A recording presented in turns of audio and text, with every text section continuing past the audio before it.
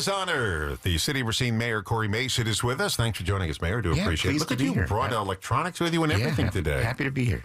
Usually it's just a cell phone. The way we brought the whole mishpuchin on here. Well, the screen's a little bigger, so is my eyes aren't what they used to be. So it's a little bit easier. The arm went, the window went in your house, and now the vision's go. That's the hat trick. Okay, look, before we start with the list of things we have to talk about here, let's talk about the budget real quickly. We had Melissa Caprillion in talking about the county budget.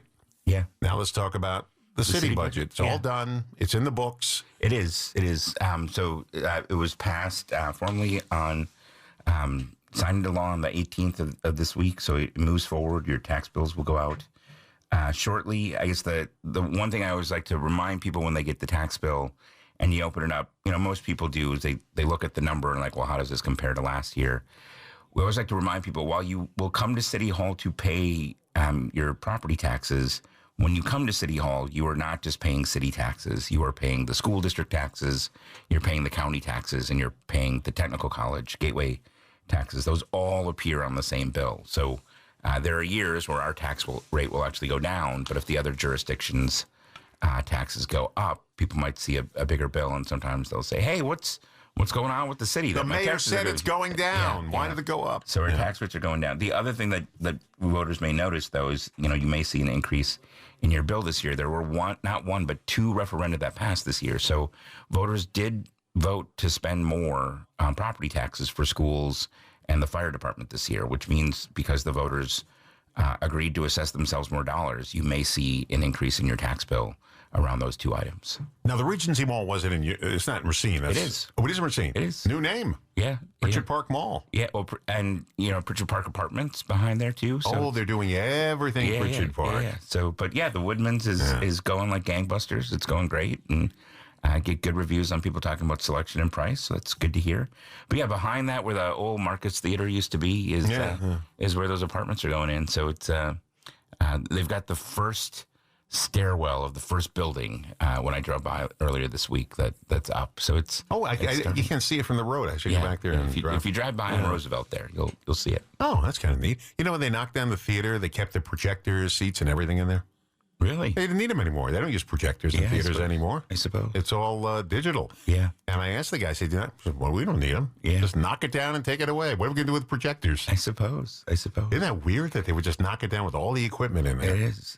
They don't need those crummy seats because now they got loungers. Yeah. Well, in Memorial Hall, there is a projection booth way in the back on the second floor. And they have them, too, at the Golden Rondell. Yeah. Occasionally, but theaters, they don't use it. But if you see that space in Memorial Hall, there is a projector there from 1930-something that's still works. I don't know if it works, but it's still sitting in there. I mean, the thing looks like it weighs a ton, and I think it's sort of like, how would you even get it out of there? And nobody uses the projection booth anymore. But I have to get my 8mm movies all put on digital because back in the 60s we had projectors to show them on a screen, and now I don't have a projector anymore, and so I'm going to get them on there. And who knows I know some of the stuff that's on there.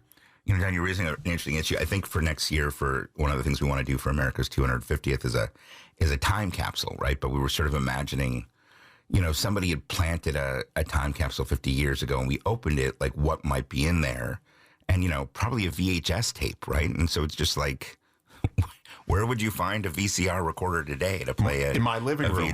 In my living room, where I still watch them. Thank you very much.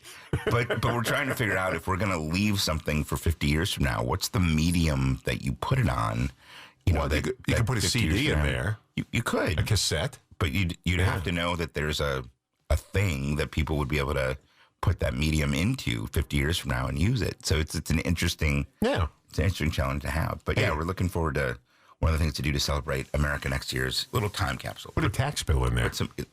People have done that. I'll also say it's sort of funny. We had one of our departments found a series of clippings that people had kept about the city of Racine from the Journal Times from the 1930s. It was just this scrapbook that somebody had made. And so you're just going through what the issues are.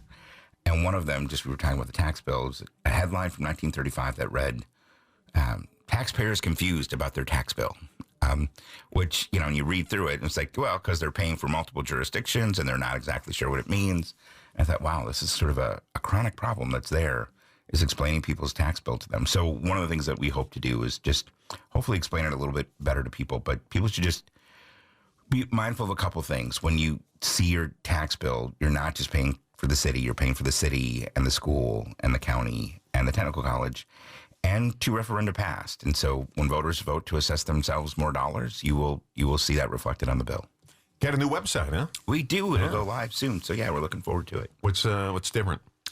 It's so our website candidly was more than 20 years old in terms of its layout and its functionality and everything that we were able to do. I think what we've tried to do with it, and we'll need, and are looking for input from constituents when they look at it, because it's not set in stone. We can modify it, but it's really, our website was being used for a number of different users, and what we really tried to do with the redesign is put our constituents first. So if you're somebody who lives here and you need to find something, is it easiest for you to find it, right? As opposed to, well, staff is looking for it, and so staff puts it here, and then we put it over here, and this is where we store files, and this is where we do other things. We've really tried to put the constituent experience first, so that when they try to find something, it's as intuitive as possible. And it'll have, some AI features ability, so you can sort of ask questions that are a little bit more intuitive. So if you need to, you might think, okay, I need to know when the garbage pickup schedule is. How do I find that? It might be under the current website. You might have to click a couple times and hunt and peck at DPW and then solid waste, and then you hopefully find the link. Now you can just, type in on that front page, what day is my garbage day? And the older people get, the more they are interested in garbage. The older, because I remember when I was young, I didn't care when I put the garbage pail out, that's when now it's like, what's the day? I have to know the day they're coming. Then I look out the window, did they come yet? Yeah. You become more involved with garbage pickup the older you get. We do have people who will call, it usually comes by 8 a.m. Yeah. It's 8:05. They're not here yet. What's going on? They will be there. Just give it a minute. That's one of the biblical signs of Armageddon. They're 5 minutes late. we do get that. But we do, I guess I will do a plug for this because, and it'll come up around Thanksgiving, whatever your garbage, if your garbage day is on Wednesday, we're going to not collect garbage on Thursday and Friday because they're holidays, which means your garbage day will move 2 days after that. So, yes. Don't bother. Don't do that. But we do have an app that you can sign up for. I get it. Yeah, it's really great. You get a text the night before. I got a text on my phone. Tomorrow's garbage day or tomorrow's garbage and recycling. So, and you can set the time you want to get it. Yeah. Mine's 4 p.m. It's a nice reminder. Yes, that is a good feature. My neighbor hooked me up with that one. And we have quite a few people who use it. So it's good. It's good. But we're doing everything we can to try to make it as user-friendly for our constituents to know what their services are going to be. There are 3 things you cannot discuss in mixed company: politics, religion, and the amount of Christmas music to play on the radio. It will start a fight every time. And this Thanksgiving, don't even bring those 3 topics up at the table. Better to shut your mouth, be quiet, and everything will go fine on Thanksgiving. Fair enough. There you go. No, you really can't, because people, I like to hear it all year. I like to hear it just about starting September. I don't want to hear it until Christmas Eve. Yeah. You're not going to please everybody. Yeah, fair enough. So why start a fight? That's right. That's what I say. Okay, let's talk about Thanksgiving closures. Yeah. We talked about the refuse schedules. Yep. They changed during the holidays. Well, Thanksgiving, obviously, services closed down for the day. That's right. Thursday and Friday, City Hall and city services are closed. Police and fire still working. Police and fire still going. Yeah. Yes, absolutely. Emergency services. Radio stations still going. Right. Yeah, you're right. But our emergency services obviously go 365 a day, days of the year, 24/7, because it's an important service that we need to provide. God forbid people need it. But yes, so for garbage pickup, Thursday and Friday, we're not doing garbage pickup. So if your normal day is Thursday, that means that you'll get pickup on that Monday. I have that little card you gave me with my tax bill. Yeah. So I keep that handy. Yeah. I will be here Thanksgiving morning live with David Mack, 4th District Alder. He comes in every Thanksgiving. We sit here for the morning, we kibitz and play some music. That's great. Yes, he'll be in here Thanksgiving morning. You let him pick music when he's on? I tell him he can pick it, but I really have it all scheduled. I say, hey, David, how about this song, Return to Sender, Elvis? I know he likes Elvis. He said, yeah, play that. All right. Well, there you go. No, I do let him pick some music if he wants. Nice. Okay, winter parking regulations, and we had a caller just a few minutes ago. We'll talk about that in a moment. Yeah. Winter parking regulations. Yeah, I mean, we got an early snowstorm this year, right? So then it was sort of a weird week, right? It was 70, and then less than a week later, we got, 7 inches of snow suddenly. But yeah, it is that time of the year for people to start thinking about alternate side parking. And so people might say, well, alternate side parking, is it really that important? Why do I have to do it?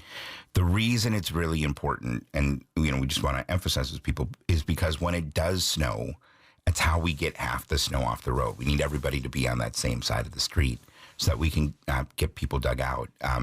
You'll notice sometimes, and it just slows the snow removal operation up tremendously, you'll see people who left their car there, and so the snowplow has to go around them and dig them in, and then they sort of get buried in there and they have to get extracted from it. It's really important, if we're going to be able to do snow removal effectively and safely, to be able to do it. It's especially important on those main arterials, those busier streets. We really need people to get their cars off the road so that we can get the snowplows through and the emergency vehicles where they need to go. We had some trucks. I told you this when we went on the air today. Some workers parked their trucks when the snowplows came by. Yeah. Snowplows plowed around it, and I had that snow there until we have the 60-degree day. And nobody can park in front of the house now because there was too much snow there because they didn't move their trucks. Yeah. So it's really important that everyone participates. I know there's no snow that day. You're sort of thinking, why does this matter? But you can't always predict when the next snowstorm is going to come. So people should participate. And, you can get ticketed if you don't comply with the alternate side parking. So for your own benefit and for the benefit of the community, when it snows, please do the alternate side parking. Now, we had a caller during the break. Yeah. And he asked, what about retirees, I guess, who used to snowplow? They're sitting home watching Dateline reruns. Why can't we use them to help plow? Well, I don't know about the Dateline reruns, but I will say it's a good question that I honestly, it's an intriguing idea that we'll have to, I would need to talk to the Commissioner of Public Works and Human Resources and sort of ask what to do.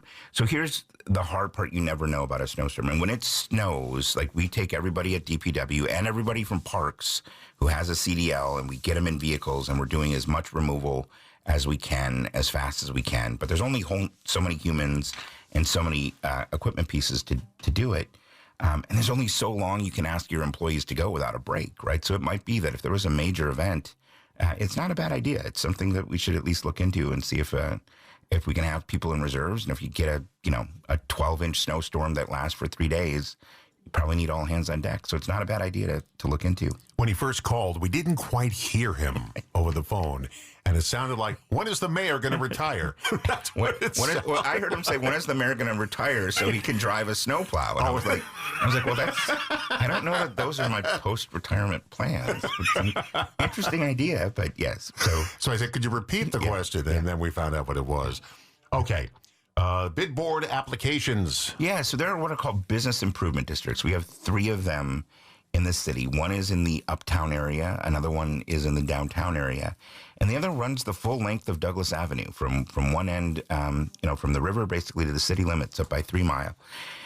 And it's made up of, local business owners and residents who believe it or not, as this organization, they can assess themselves additional property taxes to do things, to do programming for their individual business districts. And they need people to volunteer to serve on their boards to make recommendations on what that assessment should be and how to spend those dollars. So if people are interested, if you live in one of those neighborhoods or you operate a business in one of those neighborhoods or you own property in one of those neighborhoods that has a business, we are looking for applicants of people to serve on those business improvement districts.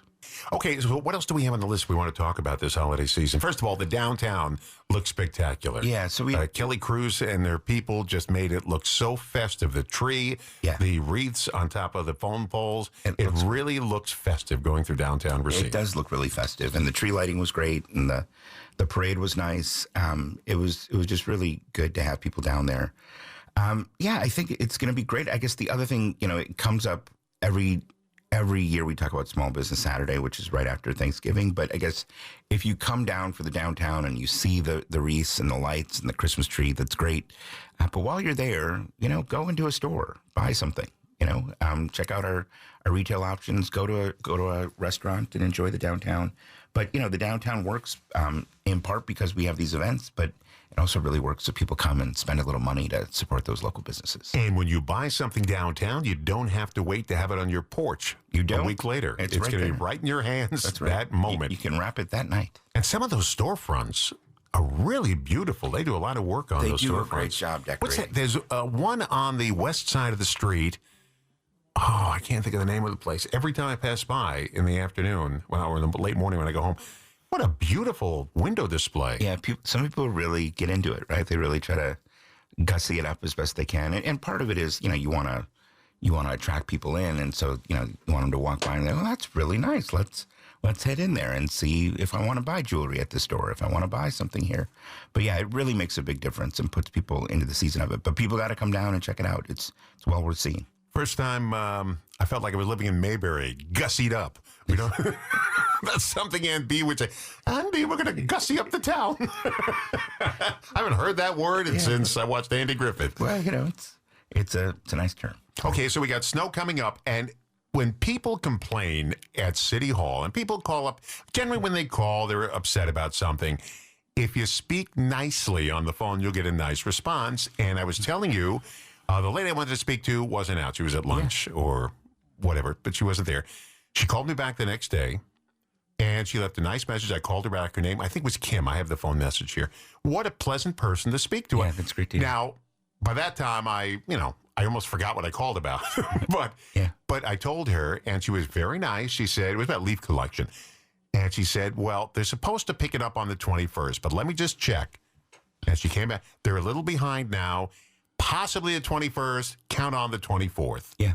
And she was I said, well, thank you very much for, being pleasant. Well, Don, I will tell you something. When I last ran for re-election, this was in 2023, and, you knock on doors and you talk to 6,000 or 7,000 of your neighbors, and you'd start to hear trends of what they will say. But one of the biggest things we got then in 2023 is the customer service at City Hall could be a little bit better. Sometimes they said it that nicely. Sometimes they said it a little bit more aggressively than that, but really took that to heart. So we created a department of customer service, and now the number of complaints that we get in a given year is half of what it was last year. So we really have trained people up.